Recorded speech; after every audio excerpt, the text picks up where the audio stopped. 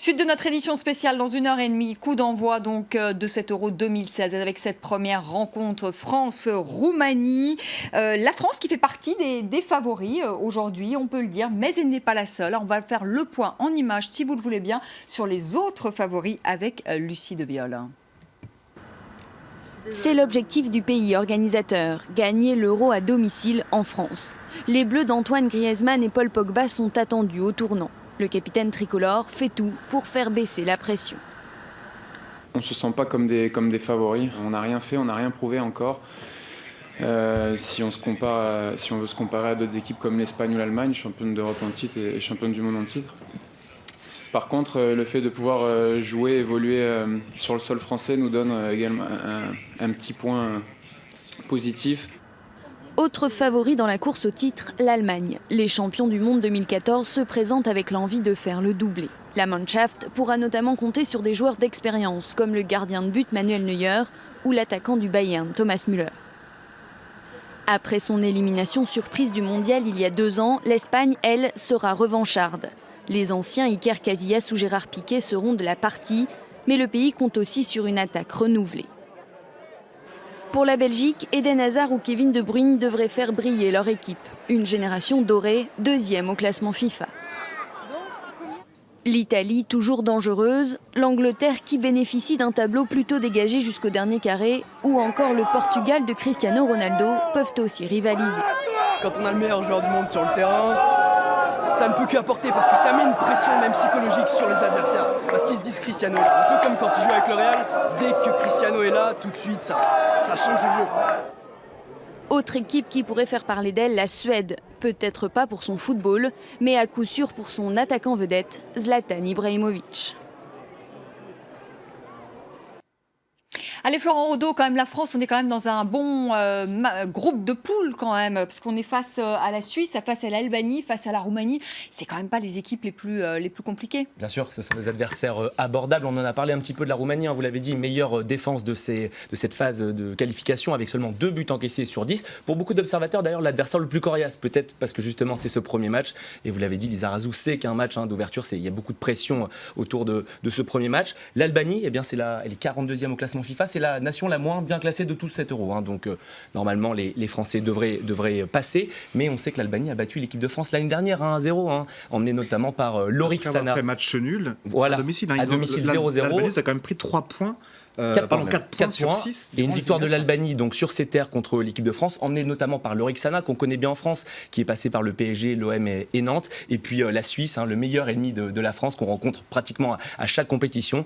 La dernière fois, ça s'était soldé par une victoire 5-2 de l'équipe de France. C'était au Brésil pendant l'été 2014. Alors les autres favoris, il y a l'Espagne. L'Espagne qui a gagné 2 fois de manière consécutive l'Euro en 2008, en 2012. Et ce soir, unique, aucune équipe n'a remporté 2 fois l'Euro de suite. Oui, alors ce soir, il y a un petit coup dur quand même pour l'Espagne. Enfin, vous allez nous dire, Dominique Courdy, peut-être que c'est pas si grave que ça. C'est ce gardien espagnol, David De Gea, qui serait impliqué, il faut rester évidemment extrêmement prudent, dans un scandale sexuel. Lui, il dément, il parle de mensonges. Si la Rora perdait ce gardien, est-ce qu'elle serait en difficulté Disons que c'est, oui, autant la perte du joueur, qui est un titulaire aujourd'hui devant Casillas, et aussi, bien sûr, la perturbation que ça peut provoquer dans le groupe. Si le joueur devait quitter le groupe aujourd'hui, il est évident que ça fait une affaire et l'équipe, comme toute équipe, a besoin d'être dans sa bulle au moment de la compétition et tout élément perturbant est mauvais pour la sélection. Ce serait une onde de choc terrible. En plus, vous l'avez dit, sur le côté sportif aussi, David De Gea, évidemment, à mon sens, fait partie des 5 meilleurs gardiens du monde. C'est le gardien de Manchester United en Angleterre. Donc ça serait un coup dur, vous êtes d'accord aussi, Hubert Artus? Oui, c'est un coup dur. Bien que, comme je le disais un petit peu hors antenne, effectivement, le gardien remplaçant qui sera donc dans ce cas-là, qui serait dans ce cas-là Iker Casillas, n'a pas fait il joue à Porto maintenant, il ne joue plus au Real Madrid, ça fait 1 an qu'il n'est plus dans la très haute compétition, mais néanmoins, c'est quand même le gardien qui a été capitaine de la fameuse Rora, qui a gagné en 2008, en 2010, en 2012. C'est une idole, il a encore beaucoup d'adhésion autour de lui, il peut aussi fédérer un vestiaire, ce que ne pourrait plus faire De Gea si jamais il est trop empêtré dans cette histoire. Même déjà, on a envie de dire non. Qu'est-ce que vous en pensez? Même déjà, même si l'onde de choc déjà Oui, voilà, mais après, moi je pense pas que l'Espagne ira extrêmement loin. Je l'imagine mal dépasser les quarts de finale, pour les raisons que j'ai dit au tout début de l'émission. C'est le début d'un renouvellement de génération, etc. Donc je pense pas non plus que c'est ça qui serait l'élément principal dans une disparition prématurée de la compétition de l'Espagne. Dominique Courdier, Il donc... arrive même qu'on dise que lorsqu'une équipe arrive à surmonter des incidents de ce genre,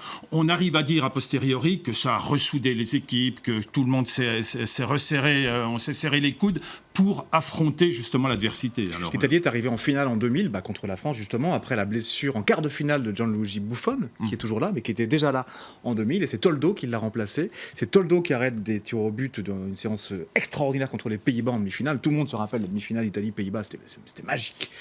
Et Toldo a failli gagner avec l'Italie l'Euro 2000. Voilà. Donc, Alors si on fait un petit point quand même sur les favoris, bon, la France quand même, même si vous m'avez dit qu'elle ira jusqu'en demi-finale, c'est déjà pas mal. Je vais me ranger à votre expérience de la haute compétition, Vanessa, que l'on sent bien dans vos pronostics.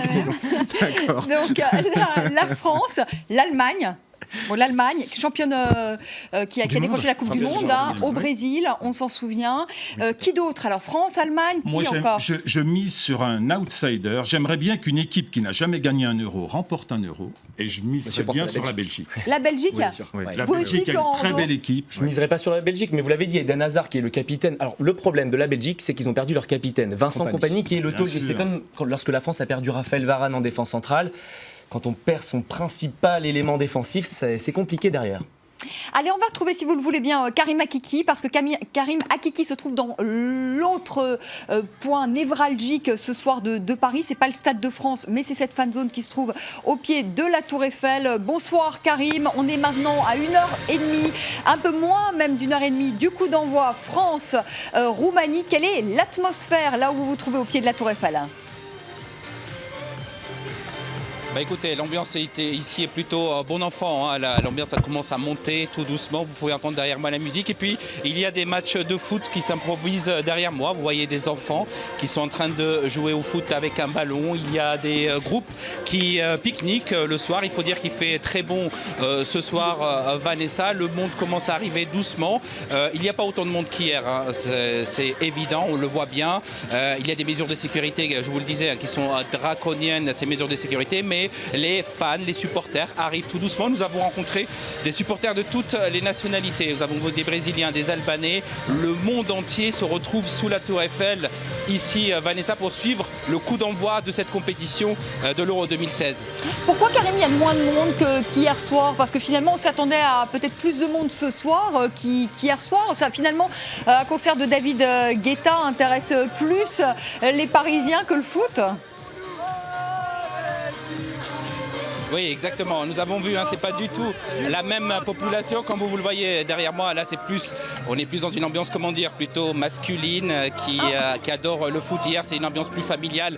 Beaucoup plus de filles également qui sont venues voir le spectacle de David Guetta, mais d'autres chanteurs qui étaient là. Pour l'instant, nous attendons à peu près 50 000 personnes ici sous la Tour Eiffel, avec une ambiance, vous le disiez, les supporters sont déjà arrivés. Ils sont déjà très chauds pour commencer. Et vous voyez derrière moi, ils sont prêts pour le avec Jean Barrère. Merci beaucoup Karim Akiki. Oui, c'est ça l'ambiance foot, très sympa. L'ambiance masculine. C'est l'ambiance masculine, exactement, Hubert Artus. Claude Tarlet, quand même, un mot. On parlait tout à l'heure de la sécurité avec vous. On a parlé évidemment des risques d'attentats, mais il y a aussi d'autres violences. Les violences, notamment le hooliganisme. On apprend ce soir qu'il y a eu des affrontements entre des supporters anglais et la police. Alors là, quelles sont les mesures prises ?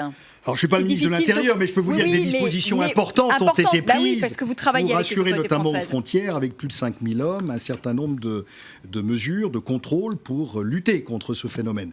On n'est malheureusement pas à l'abri de manifestations comme celle que vous venez de rappeler.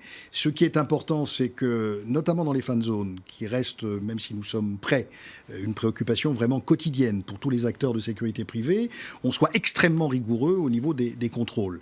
Ce sont encore une fois des espaces qui se veulent festifs, dans lesquels, on le sait, la consommation d'alcool reste autorisée, où il y a des animations multiples. Et donc, si on n'est pas rigoureux... Des images d'hier soir, je le dis à nos téléspectateurs, pardonnez-moi Tout à Claude fait. Tarlet, hein. Vous voyez ces images quand même, qui sont quand même des images quand même violentes, hein, de supporters qui affrontent la police. Encore une fois, il faut mettre les choses dans l'ordre. La police nationale, gendarmerie militaire ont la charge de l'ordre public. Et donc, ils sont confrontés en première ligne, évidemment, à ces tensions et à ces dérapages.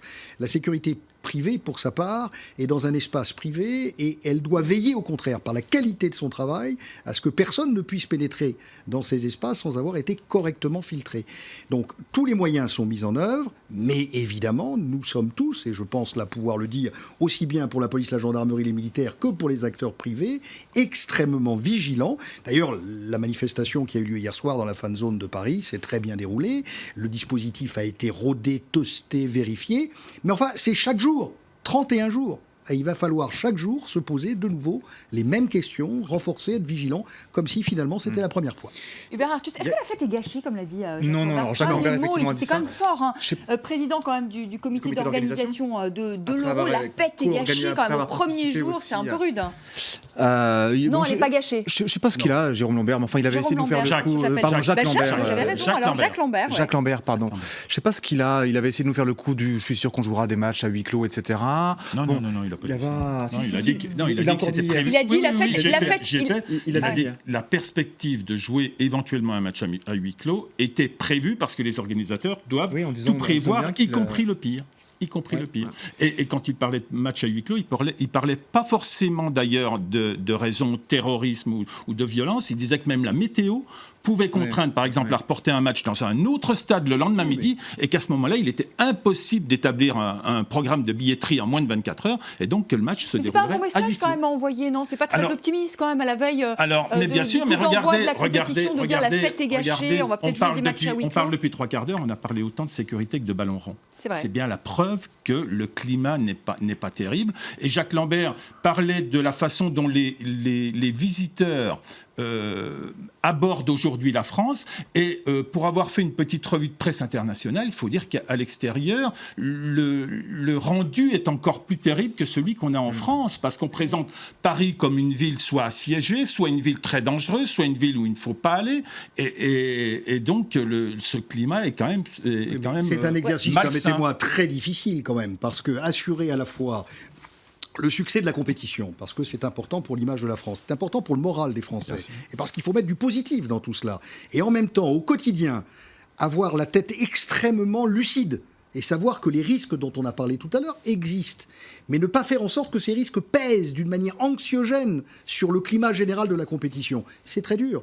Le ministre de l'Intérieur a mobilisé avec toutes ses équipes tous les moyens utiles, je le pense sincèrement. L'application qui a été lancée est un moyen aussi de donner des informations. Une cellule Alors de veille... l'application, on le dit à nos téléspectateurs, c'est une application sur smartphone. Absolument. En cas donc d'attentat, il y a Tout une à fait. alerte donc qui se met en place et qui permet également d'avoir des informations sur Tout à où fait. il y aurait un attentat. Et dernier point, une cellule de veille opérationnelle sous l'autorité de la place Beauvau et qui permet chaque jour de mesurer, de détecter et effectivement de prendre des mesures si elles sont nécessaires pour éviter les risques. Mais tout cela est évidemment très sensible et par conséquent, sans une coopération vraiment au quotidien de tous les acteurs, ce n'est pas possible. C'est donc ce à quoi nous nous employons. Et encore une fois, en essayant toujours de véhiculer un message positif pour que la compétition soit une chance pour la France. Hubert Artus. Alors, il y avait des indications en amont, parce que pour rebondir sur les violences qui ont eu lieu à Marseille Tout à fait. cette nuit, et donc entre supporters marseillais et anglais, puis aujourd'hui entre supporters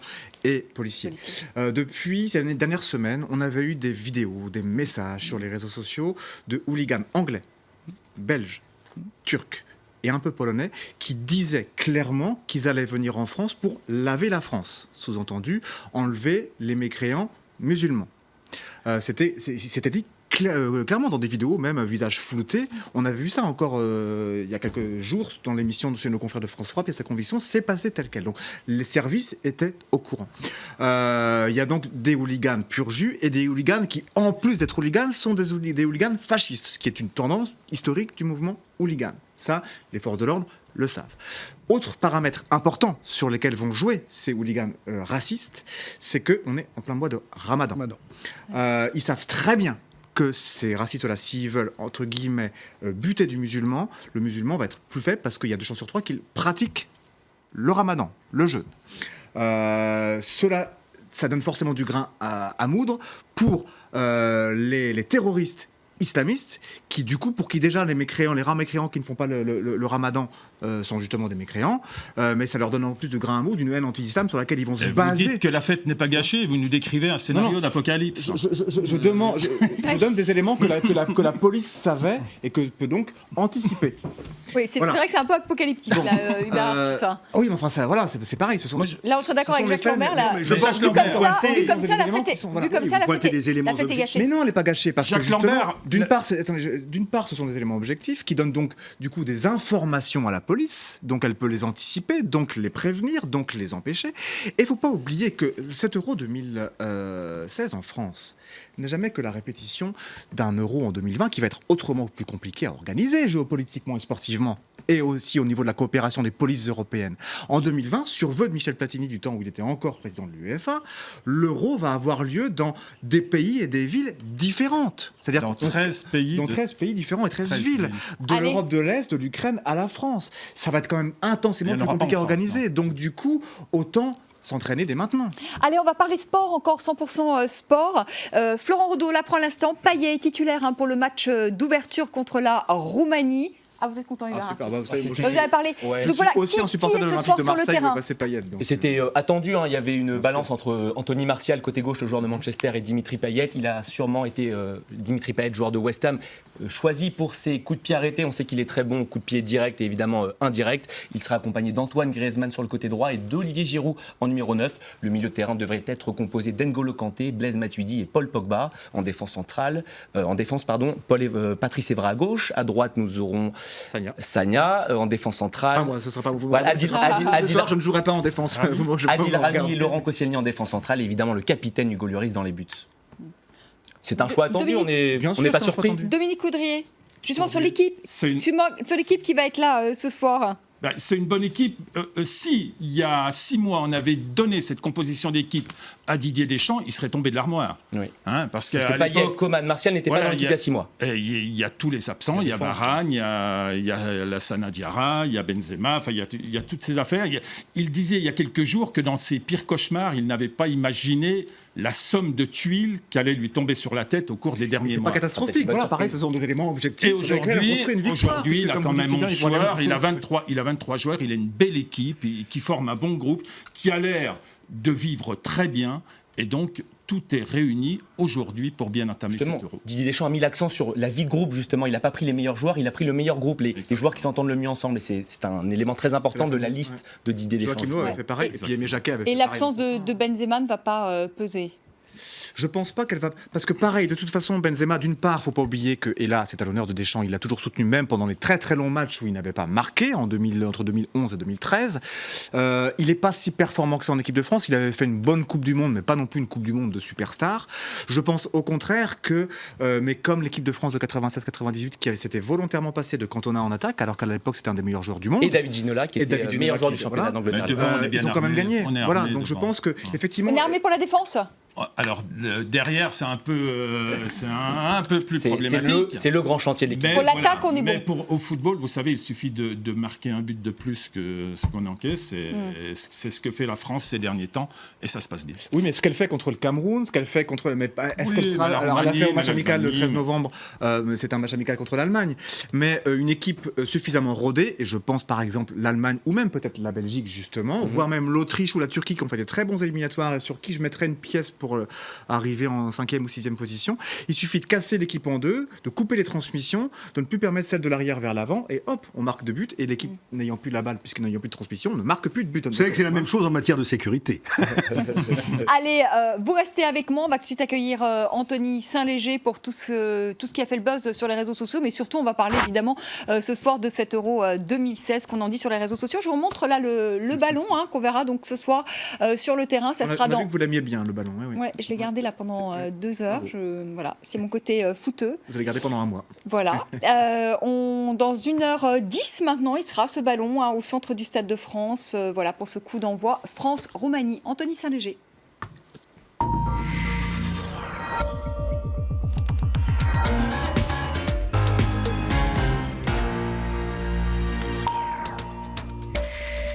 Bonsoir Anthony. Bonsoir, Évidemment, on bonsoir parle de à quoi? tous. On parle de l'Euro 2016 et on ne parle quasiment que de ça sur les réseaux Quasiment sociaux. que de ça. Alors évidemment, ça faisait la une ce matin de plusieurs quotidiens nationaux. On peut le voir ici, refaire l'histoire pour l'équipe.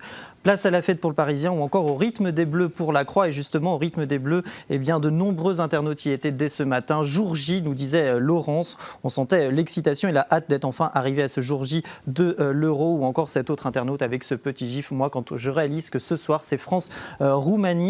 Autre réaction, il y avait ceux qui étaient fiers d'exhiber leur ticket puisqu'ils assisteront ce soir au match d'ouverture entre la France et la Roumanie. C'était le cas de cet internaute ou encore de Cyril Rollet qui tweetait cette photo en route pour le Stade de France. L'équipe de France, elle aussi, est bien sûr impatiente de jouer le match. Elle tweetait dans l'après-midi. On ne tient plus en place avec ce gif là aussi. Let's go. Alors il y a une certaine ferveur, on l'imagine, et qui a été très bien illustrée par Plantu qui compare cet Euro à un épisode biblique, la tour de Babel. Il faut dire que pendant un mois, tous les pays ne parleront qu'une seule langue, celle du football. Avec la France tout en haut. Voilà, avec la France tout en haut. Un petit peu chauvin peut-être. En tout cas, Vanessa qui a fini le dessin. Je voilà. Alors, qui dit match, dit forcément pronostic. Et on se rappelle tous de 2008 et de 2010, par la suite, de Paul Le Poulpe, le fameux oracle de la Coupe du Monde. Il a désormais... Il l'avait vu juste d'ailleurs pendant très longtemps. Hein. Exactement. Il a été mangé à la fin de la compétition. Il a été mangé à la fin de la compétition. Voilà. Et il a désormais un remplaçant, c'est Watson Lotari, qui, en bon patriote, a donné la France vainqueur ce soir. Regardez comment.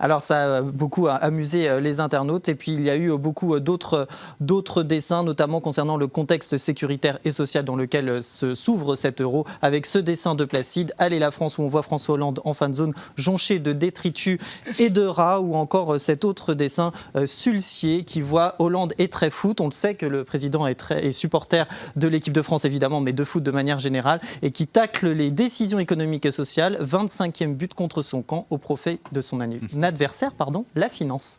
Merci beaucoup, merci Anthony Saint-Léger. On va repartir, si vous le voulez bien, avant de nous quitter, on va repartir au Stade de France. C'est dans 1 heure maintenant, le coup dans l'envoi de l'Euro 2016, France-Roumanie. Bonsoir Benoît Perrochet, nous sommes à 1 heure de la rencontre. Le Stade de France, j'imagine quasi plein, 80 000 spectateurs. Oui, alors qu'il restait quand même quelques places ce matin à vendre pour ce match d'ouverture. Le prix d'appel, 400 € pour assister, pour les retardataires, et assister à cette rencontre. Les supporters qui sont arrivés, comme leur avaient indiqué les autorités, le plus tôt possible, puisque les portes du Stade de France ouvraient à 18h. Eh bien, ils se sont massés dès 18h, dès la fin d'après-midi, pour entrer, prendre possession de ce Stade de France à leur manière. Ils immortalisent cet instant en faisant des selfies sur cette passerelle que vous voyez derrière moi, avec en arrière-plan évidemment le Stade de France. C'est pas un moment unique, mais la France n'accueille pas des compétitions internationales tous les ans. La dernière fois, c'était évidemment la Coupe du Monde en 98, l'Euro en 84, et une certaine fluidité. C'est vrai que vous savez que pour accéder en tribune, il y a quand même 3 barrages, 3 filtrages à passer, et une certaine fluidité. On n'a pas assisté à de gros bouchons justement à ces points de passage. C'est le périphérique et l'autoroute du Nord qui passe ici juste à proximité, qui est plus encombré que les allées du Stade de France, en tout cas du côté où je me trouve ici, le long du canal de Saint-Denis. Coup d'envoi donc maintenant dans moins d'1 heure. On aimerait une petite souris, Vanessa, à l'heure qu'il est, et savoir ce qu'il se dit dans ce vestiaire de l'équipe de France. Comment Didier Deschamps peut motiver encore ses joueurs. Qu'est-ce qu'il a à leur dire pour les motiver? Qu'est-ce qu'un coach peut dire à ses joueurs comme ça à 60 minutes, à moins d'1 heure maintenant d'une compétition aussi importante? Hugo Lloris a disputé la Coupe du Monde il y a 2 ans. Il le disait, cette compétition, cet Euro à domicile, à la maison, c'est tout simplement la plus belle compétition et la compétition la plus importante à laquelle je vais participer. Merci. Benoît Perrochet, vous vouliez ajouter quelque chose, Hubert Artus ? Non, pas du tout. Non. Bon, allez, bonne soirée. Merci beaucoup. Merci beaucoup. Très belle soirée. Merci beaucoup. On continue évidemment à parler de cet Euro 2016 sur France 24. Et je vous retrouve lundi à partir de 18h. Et bonne chance à l'équipe de France ce soir. Merci encore à tous.